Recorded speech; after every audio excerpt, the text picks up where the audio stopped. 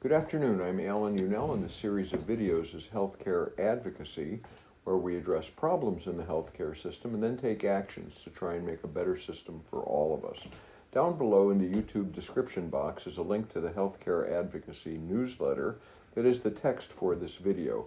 It has a host of reference materials related to today's stories, all the news articles, medical journal reports, actions that we recommend that you take, together with a bunch of resources that are related to advocating for public policy and better health care. So let's get started.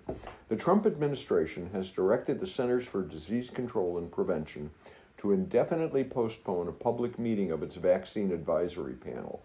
That's a key forum for the nation's discussion of information about vaccine safety and effectiveness. The decision came Thursday from officials at the Department of Health and Human Services, CDC, that's the CDC's parent agency, led by anti-vaccine activist Robert F. Kennedy Jr., who has long criticized the panel and the CDC. This from the Washington Post. Trump has now terminated the long COVID and health equity committees. President Donald Trump terminated 2 advisory committees within the Department of Health and Human Services, one on long COVID and another on health equity at the Centers for Medicare and Medicaid Services. The advisory committees were cut in an executive order released late Wednesday night, commencing the reduction of the federal bureaucracy that broadly seeks to cut unnecessary programs to decrease government waste and lower inflation. If you're not going to say it, I will. That's just bullshit. The order targets advisory committees and programs all across federal agencies. This comes from Fierce Healthcare, link in the newsletter. RFK Jr. has got a shakeup of vaccine advisors. HHS Secretary Robert F. Kennedy Jr. is preparing to remove members of the outside committees that advise the federal government on vaccine approvals and other key public health decisions, according to 2 people familiar with the planning. Kennedy plans to replace members who he perceives to have conflicts of interest. That's in that group that was halted, who have conflicts of interest as part of widespread efforts to minimize what he's criticized as undue industry influence over the nation's health agencies. Said one of the people, I want to tell you, they were granted anonymity to speak freely. This comes from Politico. We have some slightly positive news on National Institute of Health funding. Federal judge Friday agreed to extend the order blocking the National Institute of Health from reducing grant funding to institutions conducting medical and scientific research until she could come to a more lasting decision. Judge Angel Kelly of the Federal District Court for the District of Massachusetts temporarily blocked the Trump administration's cuts from taking effect earlier this month, with that hold set to expire on Monday.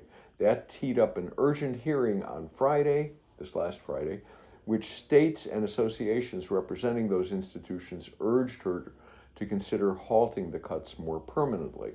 The stakes of the lawsuit were put in stark relief during one portion of Friday's hearing that focused on irreparable harm, in which Judge Kelly asked both sides to explain whether the suspension of funds amounted to an irreversible blow to universities and hospitals across the country that depend on this funding. NIH has proposed cutting about $4 billion in grants it provides for indirect costs, which it described as tangential expenditures like facilities and administrators. Think of facilities as like the labs where you do the research, and which it said could be better spent on directly funding the research. I'm not sure how you do that. Anyway, this comes out of the New York Times. Here's an action. This is courtesy of a friend of mine, Jessica Craven, on Chop Wood, Carry Water. Our country has a nasty history of deporting people to Mexico. In the 1930s and 40s and 50s, millions were sent there. Many were U.S. citizens. There was always a distinct lack of due process. People were left without food and water, and there were not a small number of resultant deaths. Trump's direction is to round up people and get them out. ICE is going to schools and churches and courtrooms. If you're the wrong color, or you happen to be a citizen or a permanent resident, and God help you, you don't have your ID in your hand, it could again, be just too bad for you. H.R. 32, now coming up for a vote in the U.S. House of Representatives, would punish the 24 states that are unwilling to let ICE run roughshod over the states and arrest people without a formal warrant. And this is what ICE is doing. They say, we require these people. We think that they're illegal. You know what? Get me a bench warrant. The punishment the states will receive is no federal funding, and the impact is going to be severe on everybody.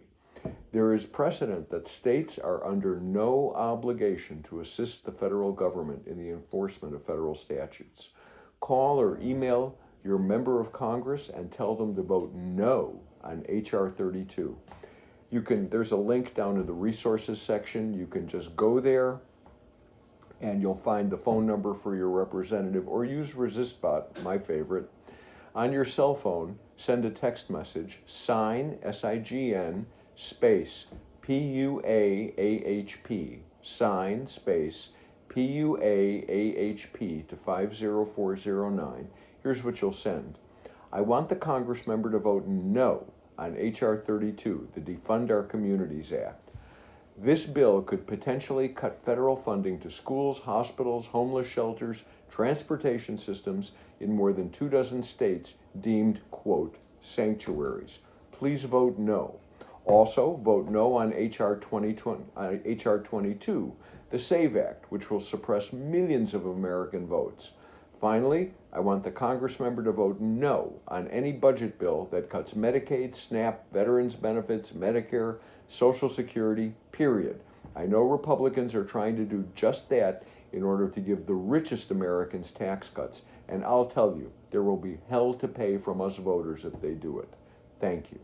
Let's talk about some resistance action you can take. February 28th is a national day of protest. Do your best to buy nothing. If you have to buy something essential, do it in a local store, not a national chain, because we want the economic effect to be felt nationwide. Look, I know we give you a lot of actions to take. Whatever actions you can take, because whatever you do is great. Make sure to take action. Thanks. Have a great day. Down below, you can like, share, subscribe. Sign up for the Healthcare Advocacy newsletter for free. Send me comments here or at healthcareadvocacy1, all one word, @gmail.com. Have a great day.